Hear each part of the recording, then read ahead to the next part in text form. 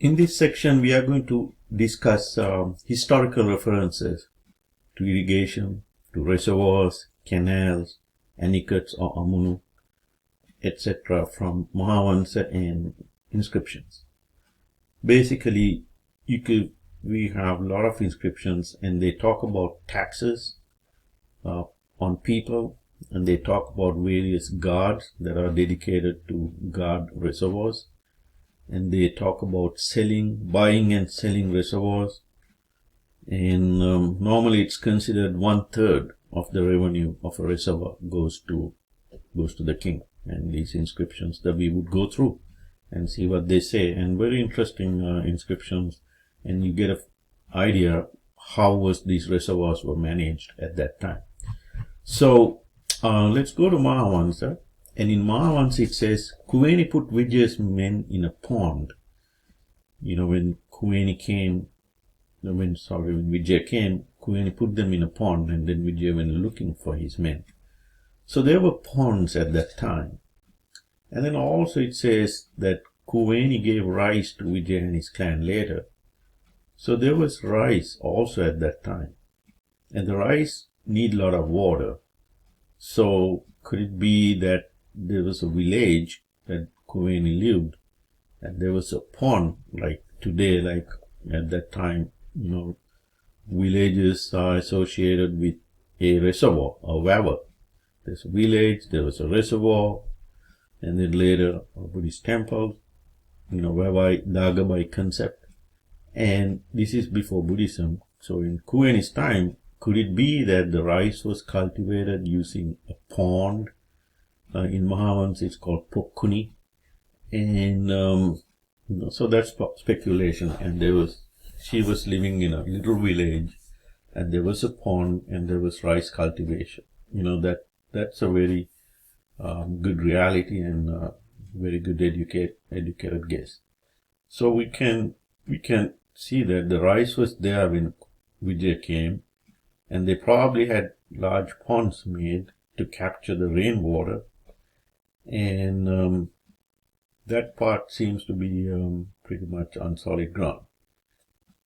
And then it says later on, Mahavamsa says probably 150 years later, King Pandukabha deepened an existing pond and made a reservoir and named it Jayavapi. So now here the next step, you had probably natural ponds, and then you deepen it, and then you would use that, collect the rainwater. And then king made a Abhayavapi, which is still in existence in Anuradhapura.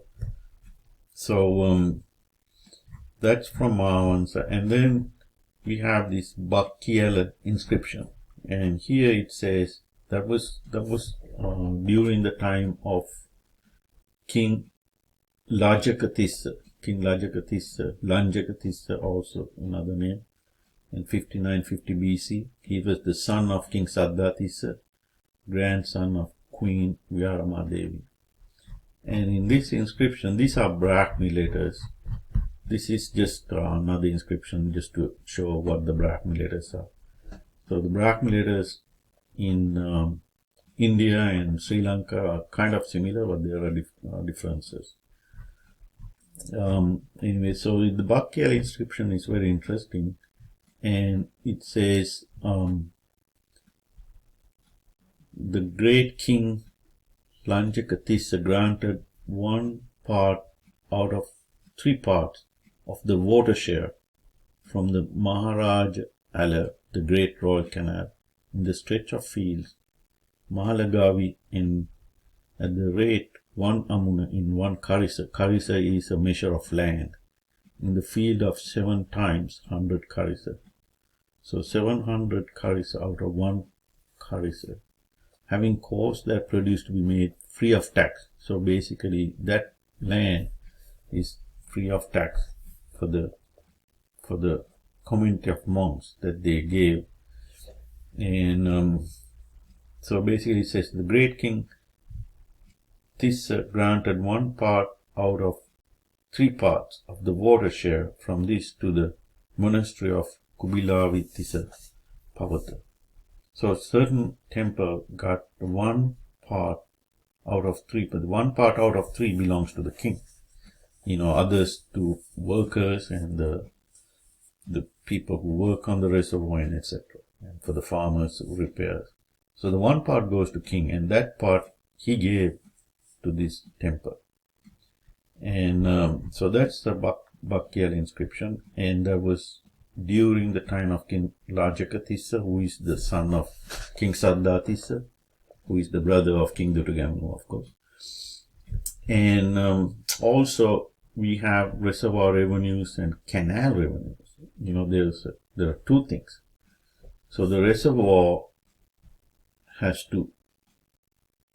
the people who use the reservoir has to pay a tax for using the reservoir. And then the reservoir gets water from a canal, and the people who use the reservoir has to pay the tax for the canal maintenance also.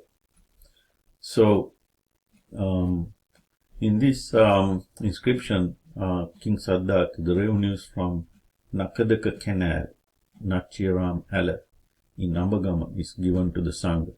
So for the canal, the revenue that comes from this particular canal to the king, that king collects, will be given to the Sangha in this inscription. And this Gallo inscription of during the time of Dappula IV, and he talks about various offenses and the offenses and the fines for it. So it says, for an offense connected with supplying water to the fields, a fine of 2 acres shall be levied. For an offense connected with plowing the fields, a fine of kalanda, 1 kaun shall be levied. So what are the fines? For the offense of having plowed late, so if you plow late, a fine of 5 kalandas shall be levied. For the offense of committing murder, no fine shall be levied, but the offender shall be surrendered to an ulpadu who is in the district. So they had fines if you plow late. You had to plow on the right time. And offense connected with supplying water to the fields. Now, who is supplying water? The people who manage the reservoirs, and they would be fined. And later we would see there was an army dedicated to protecting the reservoirs. And that's interesting. And there was Kootakanna Molahitiagala Egala rock inscription. Here it says this time the reservoir Dubalagama is the property of the community of bhikkhus. So this reservoir is given to the monks, and the reservoir of Pidavika is the property of the community of bhikkhus. There's another one given to the monks. The senior wife of King Kootakanna, the Queen Anula, gave to the community of bhikkhus in the monastery of Pilipavata. So there is some confusion here, because Queen Anula was reigning the country, and she was the queen, and she killed her husband, actually a bunch of them. And Kootakanna Tissa came and defeated Queen Anula. And we don't know, Mahavamsa doesn't say whether she was killed or what. It just says Kootakanna Tissa came and defeated Queen Anula, captured the country, and it also says set fire to her castle. And then after that, it talks about Kootakanna Tissa's wife, Queen Anula, giving a monastery to reservoir tax to this monastery. So, is that the same Anula or different Anula is the question. So, that was an interesting confusion there. And then the Thonigala inscription, 1st century AD, Gamini Abaya, not Dutta Gamini, different Gamini And it says the tank of the chief Tissa, son of the chief Abel, was donated to the Sangha of the four quarters, present and absent, in the monastery of Girika Tissa Pabbat. The great King Gamini Abhay dedicated Nagaraka and Tiviri Kiya Nagaraka to the monastery. These donations the chief Abhay caused to be dedicated by the king to the Sangha of the four quarters, present and absent. So it's basically giving a reservoir to monks. Basically the taxes coming from the reservoir is given to monks.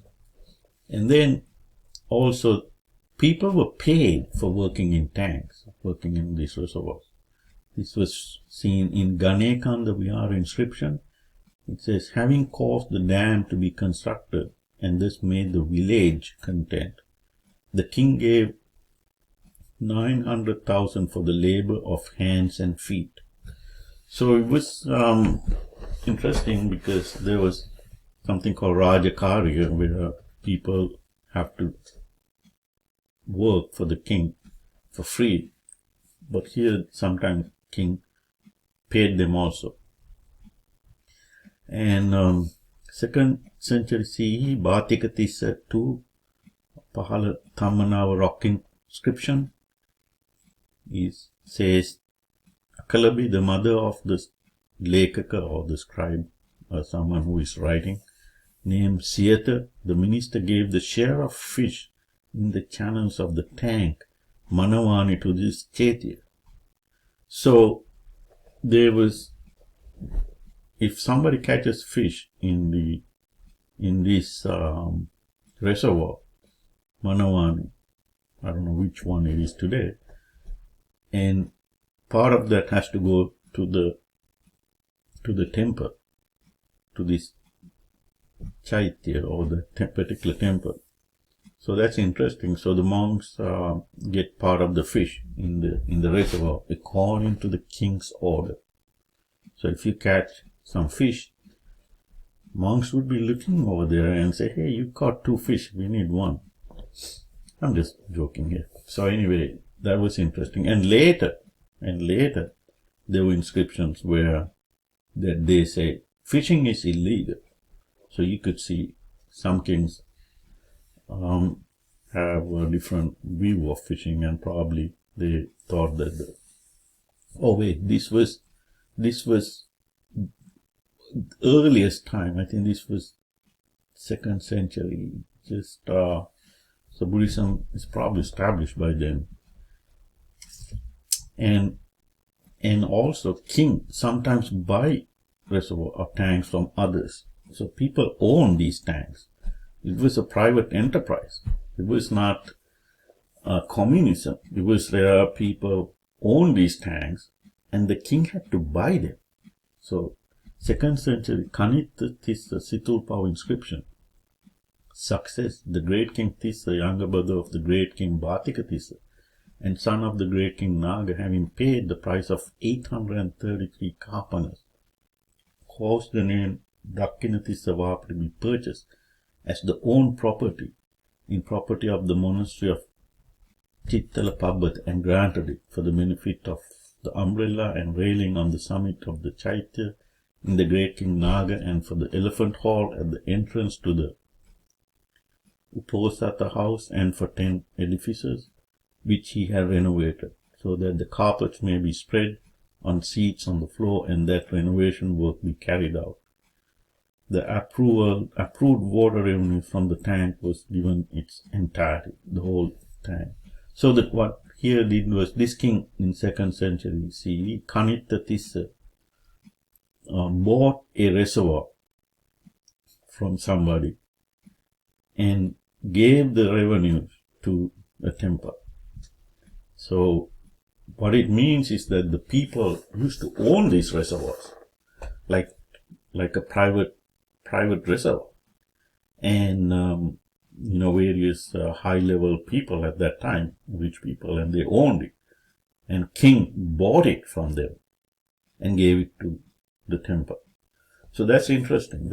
So people could own the reservoirs. And not only own the whole reservoir, you could own portions of reservoir and the revenues. So it's like a stock. So you could buy a stock of a reservoir. You could buy part of it. And if you buy, let's say, 20% of, I don't know, let's say, Abevava.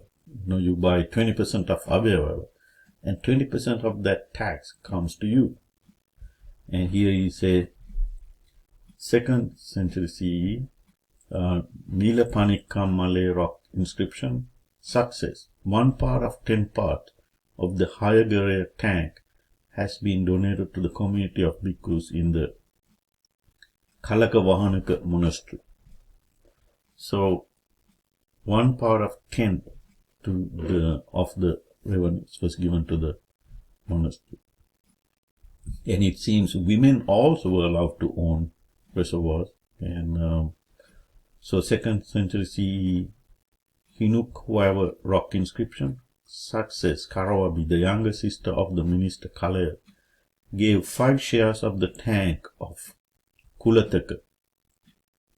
Of the revenue is at every cultivated house to the mansion, which is the residence of Parivena, of the elder Naka, or probably Nayaka, and the word Naka is today has become Nayaka, who resides in the Abhayagiri Vihara. So you could give parts of shares to a reservoir, that what you own. And then Mahavamsa talks about 16 large reservoirs of Mahasen. And there are some of them are identified and some of them have not. And I have given this. And Kim Moggalana too made an anikat or amuna in Malvatuya. That is very difficult task to do. And took that water to Nachadu a tank. And Malvatuya is considered to be perennial or permanent water carrying river, and it's difficult to make any. I did talk about in a previous part about anikats and how they construct and various methods and etc. So I would refer you to that part on anikats if you're interested in anikats, how you block a existing river and take water. And 6th century CE Moggallana II Malvatuoya Kadambinabi at that time. Nachaduva tank Pattapasanavapi, he dammed up the Kadamba river among the mountains, forming thereby Pattapasanavapi, Danavapi and Giritara tank. So this is another anikat along across a river. That is very difficult task to do. And as I said, there were some kings did not like fishing, or probably the Buddhist monks did not want fishing. And in 9th century, Sena II, Mamadua inscription. On the 13th year of His Majesty, it has been ordered by the governor of Manamatta that if the fish that are being reared in Mahidavawa are appropriated by the administrator of the village, may he become a dog or a crow. So basically, if you catch fish, you will become a dog or crow. And that's what it means here. So basically, there could have been a fine also. And Sena too had a bunch of inscriptions prohibiting fishing. So looks like it was a very important issue to him. He had a bunch of inscriptions issued. 9th century Sena II, Basavakulam tank, Abhayavava. Basavakulama pillar inscription. Set up 4 pillars at the 4 corners of the Abhayava in order to safeguard that and decreed that if the Nuvaralad, the city mayor, fails to keep a watch, arrest, charge and punish those who may engage in illegal fishing. So this person who is like a guard is told to punish those people who engage in illegal fishing in the Abevawa. The Madabi officer who takes care of the property of the Mahavira shall impose and collect a fine 10 hunas of gold from him, also after having sent his own monastic officials. He shall confiscate the fishing nets of the culprits, and in addition get them to perform free labor at this reservoir. Those fishermen who are arrested after keeping a watch at the fishing points of this reservoir. So the fishermen who got arrested, their fishing nets would be confiscated, and they will be paying a fine, and also their work in the reservoir. And in the 4 inscriptions, Swasti Hail, on the 10th day of the first half of the lunar month of Binara, the mind, since the he goes on to say that various wars that he won. Okay, important part here is His Majesty heard concerning the dispute in respect of the water of the Tissa tank, which his royal ancestors formerly supplied in order that the produce of fields might be easily obtained by Mahasangaka residents in the royal monastery Isurimuni Bo Pulwan Kasubagiri. Okay, so what it means is that there was some kind of a dispute for the water, or basically tax collected from the water, and probably that certain amount of tax has to go to this temple, and they were not giving that tax to the temple, so probably the monks complained to the king, and the king put this inscription saying that you have to give the taxes to the monastery. And there's another inscription about Uday too, a dam in Mahavali Ganga or Mahavali River, and that's important. And another important inscription is that they were ordered not to use elephants for work, and I don't know the reason, maybe because elephants would damage the bund. Whatever the reason, 10th century CE Kassapa IV Sigiriya Pila inscription. The tuskless domesticated elephants shall not be taken to the 12 great reservoirs, even when they are breached. Even if the reservoir is breached, he says, don't take elephants over there. And the tuskless domesticated elephants shall not be taken onto the dams or into the beds of these reservoirs for work. So the elephants were basically taken to dams for the bund, if there's a bund failure. And this king says, I don't want these elephants in the reservoir, even for the, even if the reservoir is breached. Now, why? Why would not you use elephants? My guess is that the elephant probably damaged the bund. That's what I'm guessing. Also, no buffaloes. In Veherella inscription, it says, even when the 12 great reservoirs are breached, cart, oxen, and buffalo shall not be taken onto the dams or into the beds of these reservoirs for work.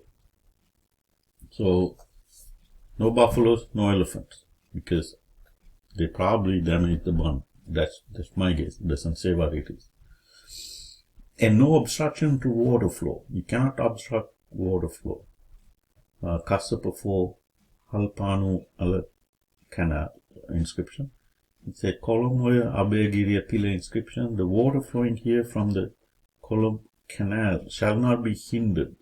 May those who transgress the regulation laid down here and commit unlawful acts and will become crows and dogs. The other one, previous instructions was crows and cows, and this one will be crows and dogs. So basically, there were some people would obstruct water and get more water for their paddy fields, and that's what this is being, this inscription is about. And Dappula IV also didn't like elephants to be used. And that's there's another interesting inscription during Dappula IV time. Aturupole Gama pillar inscription. Even if the 12 great reservoirs are breached, domesticated elephants shall not be appropriated for the services. And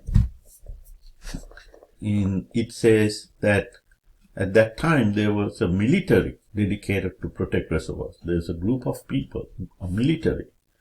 And here in this, say, make up a Singi of Hakurala, Sen means Senapati or something, of Riha and Sirina, Devaldet of Harikand, all of us who came by commission of the commander of the reservoir guards. So this is part of the inscription that I'm reading. So there was a commander for the reservoir guards. So it's like a military leader guarding the reservoirs. So that's interesting. And also it talks about various other officers, if they're by any agriculture officer or grain collecting officer, and etc. Again, there were a bunch of inscriptions saying no obstructions to water flow. And mind the four, it says, well Vassan, or the field inhabitants, and well Kamian, field workers, shall not obstruct the distribution of water received for the cultivation of the garden appertaining to the land irrigated by the great canal, except laborers who have come to the canal.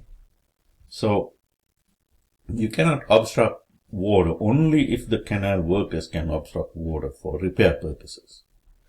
So these inscriptions gives us a picture into the administration of reservoirs. We could see that the reservoirs could be owned by private people, and if king owns a reservoir, they have to buy it from these people, and the taxes were levied on people who reservoir water. The farmers have to pay tax, probably from their harvest, and 1/3 goes to the king, and also kings can donate his portion to monks, which we saw in inscriptions.